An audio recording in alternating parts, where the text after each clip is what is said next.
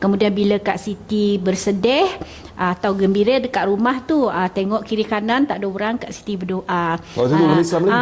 Belum Islam. Lagi, Kak okay. Siti tanyalah, Kak Siti tanya dia, nama Tuhan awak apa? Dia kata Allah. Okey, Kak Siti kata dekat rumah tu sembunyilah berdoa, ya Allah, hari ni saya sedih, tak tahu kenapa saya sedih. Begitu.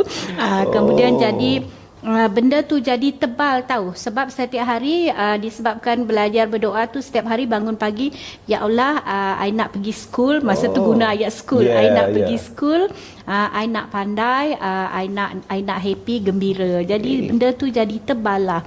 Kemudian jadi sampai ke muncak, rasa nak masuk Islam tu memang kuat.